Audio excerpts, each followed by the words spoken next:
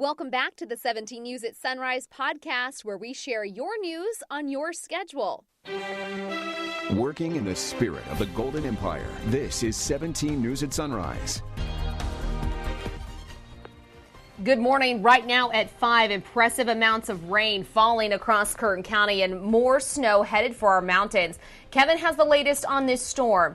And if you travel out of town for work, this has not been your week. With major roads shut down multiple times and sometimes treacherous conditions, we're live on the Grapevine once again to tell you what conditions are like this morning.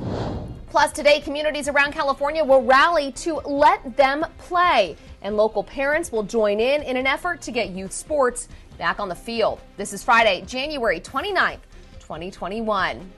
Good morning, 5 a.m. Good to have you with us. I'm Maddie Jansen, anchoring from at home, and Alex Fisher's in studio this morning. It's a very fluid situation out there. We've been watching the Grapevine, and things have been kind of on and off with CHP pacing traffic, and now they're not. But conditions are not looking great at the moment up there.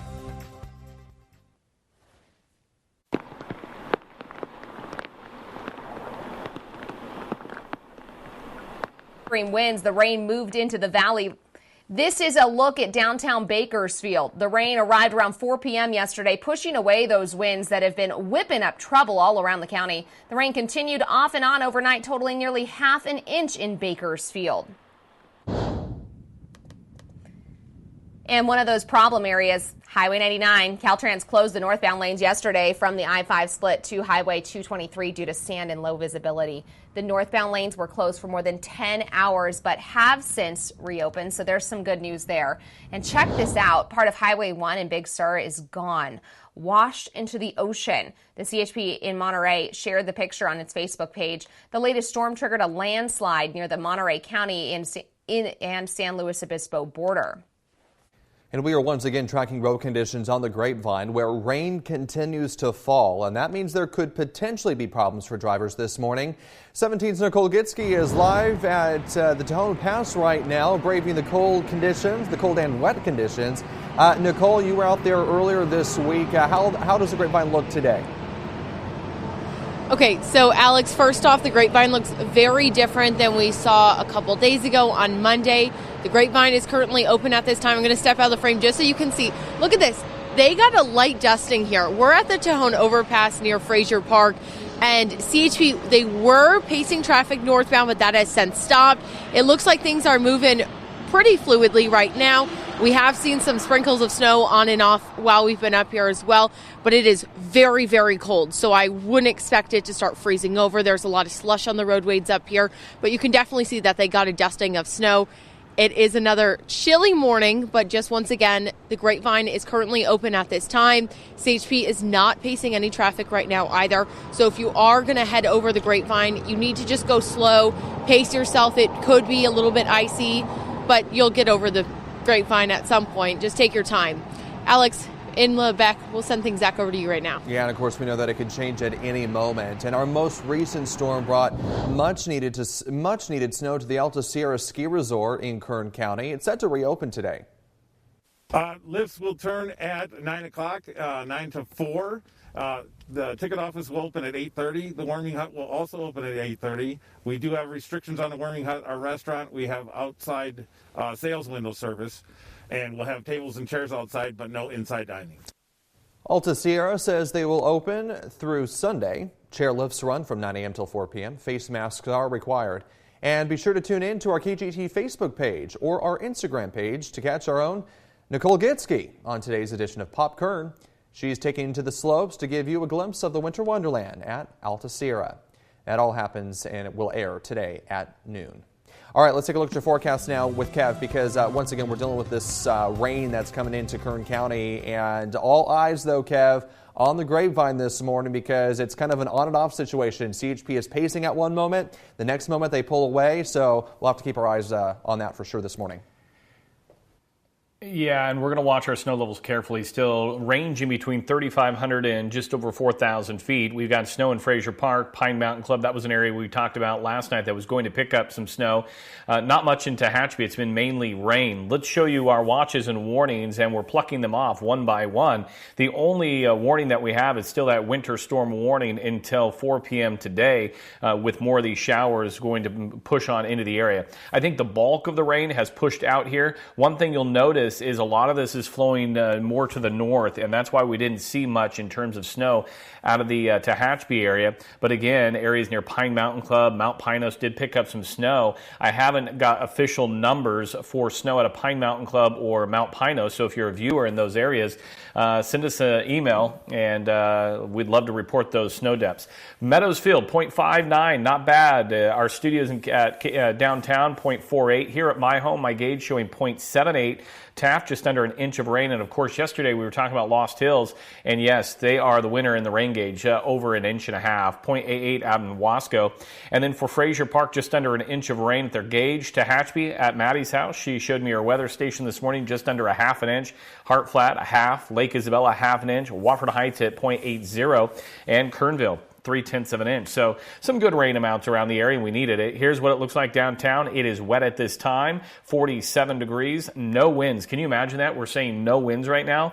As we progress here throughout the morning, we'll see numerous showers, and then as we progress into the afternoon, I think the garden hose will shut off, and we'll start to see improving skies. And this is what it looks like in Tehachapi right now.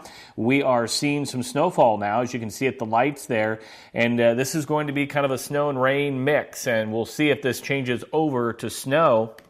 We've got a temperature right now of 35, so we're right on that edge. A west wind at 10 miles per hour. And here's a look at the forecast. We'll look for some rain, snow showers this morning, and then as we progress into the afternoon, we will start to see a drying out period. So I think what's left in this storm, guys, is more showers than the heavy rain we saw early evening yesterday. We'll send it back to you. All right, thanks, Kev. In your 17 Crime Watch, there was a large police presence in South Bakersfield last night due to a possible shooting. Bakersfield Police Department responded to a shot spotter alert just before 1 a.m. near the intersection of Snyder Lane and Priscilla Way. Hours later, there was still an active police presence, with crime scene investigators also on scene. Police have not confirmed whether anyone was wounded. We'll continue to update the story as we learn more information. Bakersfield police are investigating 5 separate incidents involving guns within the span of a day. Officers arrested 3 people Wednesday, but they're still looking for information in other cases. Before 3 p.m. Wednesday afternoon, officers responded to a call of shots fired on Bell Terrace. No one was hurt. Just after 2 o'clock, officers responded to a shooting on Ming Avenue. The victim was shot at several times from a passing vehicle, but thankfully, that victim was not hurt. Another drive-by shooting incident, this time on Pershing Street just after 1:15. That victim also not wounded. You can read more about these incidents on our website, kget.com. From our 17 follow-up file, once a fixture of East Bakersfield, the Amistoys bar that has caught fire half a dozen times will no longer go up in flames. That's because the building has been torn down. You may remember Amistoys bar caught fire 6 times in just a matter of months. Both city and county fire crews repeatedly attacked the blazes. No one has been hurt in any of these fires, but arson investigators are still looking into the causes. Amistoys closed in 2019 after 70 years in business. The Kern County Bar Association made history last night with the swearing in of its first Latina president. Alexia Torres-Stallings was sworn in during the annual installation dinner, which took place on Zoom yesterday evening. Torres-Stallings is a criminal defense attorney in Bakersfield. She talked about the challenges of the last year. 2020 has undoubtedly changed the landscape of the legal community. In the Eastern District of California, we conduct all court appearances via Zoom. In the state courts, we've employed the phone system to allow attorneys to call in for appearances and go to meetings to perform crucial court appearances. In addition to being the first Latina bar president, Torres-Stallings and her father, attorney David Torres, are the first father and daughter to have served as county bar president. Congratulations to Alexia. 5:09 now. The California DMV says it's resuming behind-the-wheel tests. The agency had been pushing back the tests due to the coronavirus pandemic. Starting Monday, those who had a test scheduled from December through January will automatically be rescheduled.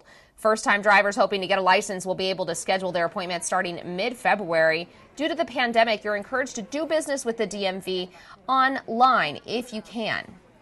Entertainment news. A new movie featuring Denzel Washington as a Kern County Sheriff's deputy will be released today. And 17 News entertainment expert Rick Bentley has the latest.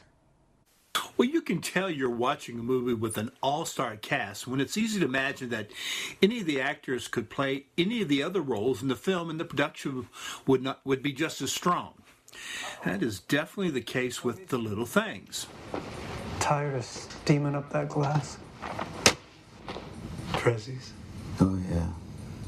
Now, Denzel Washington, Jared Leto, and Rami Malek are perfectly cast in this crime thriller. But director-writer John Lee Hancock could have put the three in other roles and it still would have worked. Now, Washington plays Joe Deacon. He's a former Los Angeles detective who lost his job in the big city years ago with a murder investigation still pending. He now works as a deputy sheriff for, get this, Kern County. Now, Deacon has to return to Los Angeles, and while there, he's drawn into a new investigation that has the same characteristics as the one he left behind. Now, he tags along with Sergeant Jim Baxter, that's played by Malik, to search for a serial killer who is terrorizing Los Angeles. Now, their investigation leads to Albert Spammy. He's played with skin-crawling creepiness by Jared Leto. This leads to a brilliant battle between the cops and the suspect. Now, Washington is like the fine wine of acting as he just keeps getting better with age. There's no doubt his character is carrying a heavy load, but because of the events in his past. At the same time, he's strong enough to deal with the madmen being portrayed by Leto. Once again, Leto transforms himself so much for the performance that it is as if he has been consumed by the madness of the madman. How's the trunk space? Now, the bonus is this is really a compelling murder mystery. The Little Things is available through HBO Max.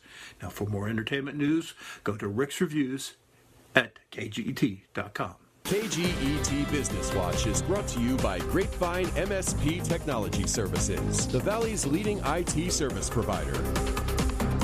5:25 now, and in your 17 Business Watch, signups for the Peacock streaming service surged in the last quarter. In Comcast's earnings report released yesterday, the company said Peacock grew to 33 million. That's up from 22 million last quarter. Comcast said Peacock's exclusive agreement to stream wrestling matches from the WWE network in the U.S. should also drive signups and engagement, along with the recent launch of The Office on the platform. Comcast also added more high-speed internet users than expected, but took a big hit to its theme park division. Comcast is the parent company of NBC. The rollout of the COVID-19 vaccine has been far from perfect, but the tech world's developing ways to streamline the process. Liz McLaughlin has more. Across the nation, confusion and frustration from those waiting to get a COVID-19 vaccine. Pharmacies would pop up, but then when you would go in to choose a date, they would all say not available, not available. Online appointments filling up within minutes, providers inundated with calls, and eligible patients not sure where to go. Getting a COVID-19 vaccine shouldn't be like the Hunger Games. It shouldn't be about who can hit refresh on a browser the fastest. Volunteers in California started crowdsourcing where the vaccine was in stock and aggregating that information on a dashboard called Vaccinate CA. Now similar efforts are underway in Georgia, Michigan, and Pennsylvania. I think there's an extraordinarily important role for an all-hands approach to knowing where the vaccine is. Software company ServiceNow is working on a mobile app to improve the appointment process. It's a super simple experience for them vis-a-vis either a mobile phone or a web portal to go in, schedule, reschedule, and to connect the patient with the clinicians and the providers. Google announced it will soon list vaccination sites in search and maps. The company is also partnering with One Medical to offer up space for more vaccine sites in California, New York, and Washington. Our role here is to provide facilities, whether that's a parking lot or the first floor of a building someplace. We'll make that available. High-tech efforts to make the rollout smoother, while Americans wait for a vaccine in short supply. Liz McLaughlin, NBC News. Working in the spirit of the Golden Empire, this is 17 News at Sunrise. The 17 News at Sunrise podcast is a production of KGET and Nexstar Media Group. For more on all of the headlines in today's show, head to kget.com.